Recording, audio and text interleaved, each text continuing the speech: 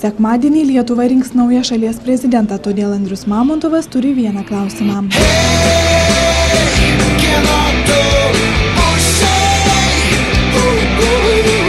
Apklausos rodo, kad prezidento rinkimuose ketina dalyvauti tik apie 50% šalies jaunimo. Todėl Lietuvos jaunimo organizacijų taryba ir dainininkas Andrius Mamontovas sako man nedzin, bei ragina kiekvieną pareikšti savo poziciją.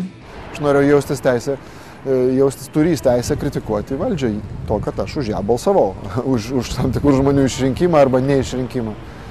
Prezidento rinkimai jau visai ant nosies. Taip pat birželį vyks balsavimas dėl Europos parlamento. Lietuvos jaunimo organizacijų tarybos prezidentas Šarūnas Frolenko sako, kad jaunystėje susiformavęs politinis abejingumas dažniausiai išlieka visam gyvenimui. Anot jo, jaunimas nesidomi rinkimais dėl kelių priežasčių.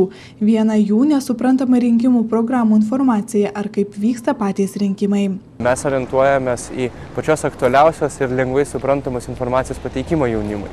Reikia pripažinti, kad dažnai jauniems žmonėms, kurie dar nėra tokie sėslūs kaip vyresnės grupės atstovai, kurie dažniausiai gyvena ne tame mieste, kur yra registruoti, kurie savaitgalį prognozuoti, ką jie tą savaitgalį veiks, ar išpuls draugo gimtadienis, ar pasimatymas su mergina, ar dar kažkokie kitokie dalykai, kiekvienam jaunam žmogui yra sunku. Todėl mes tengiamės ypač informuoti apie išankstinius balsavimus, informuoti, ką daryti, kai tu nesi registruotas tame mieste, kaip atsispausdinti reikėjo biuletenį, kaip lengvai ir nekomplikuotai išreikšti savo valią. Dainininkas Mamontovas anot Frolenko yra autoritetas, kurį jaunimas girdi ir į jo žodžius įsiklauso. Ar tu vis dar leidi kažkam instruktuoti? Kieno tu pusėje? Tai yra, kokia yra tavo pozicija, ką tu renkiesi.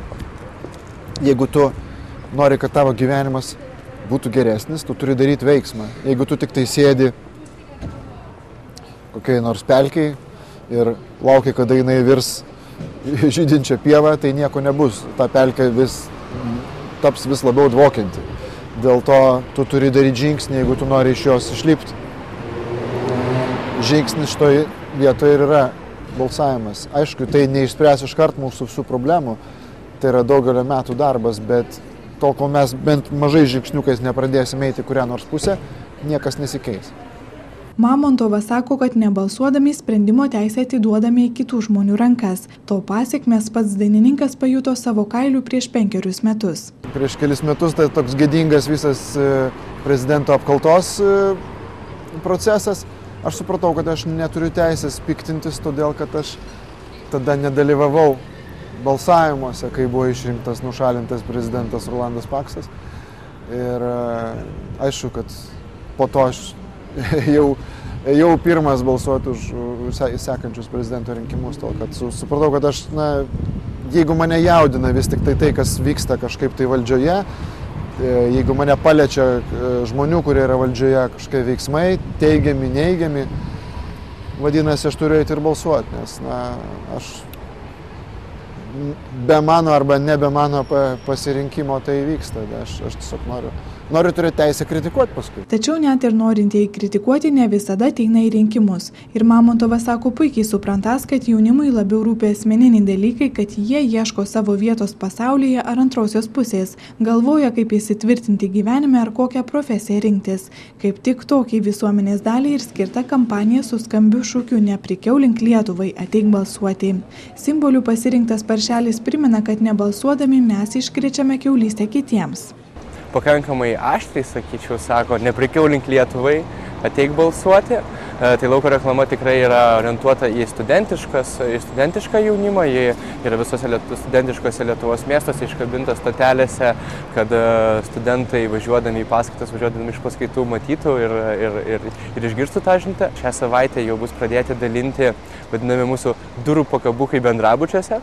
Tai turbūt visi žinome, viešbutyje būna toks pakabukas netrukdyti, tai mes iškabinsime studentams tokius pakabukus ant jų durų bendrabučių rankenų su pagrindinė visa informacija.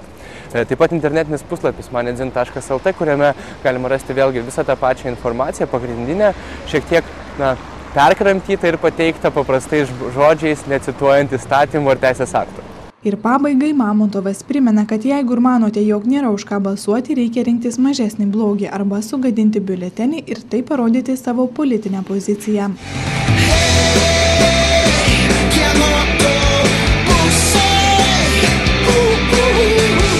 Šarūnė Kaušilaitė, L rytas LT.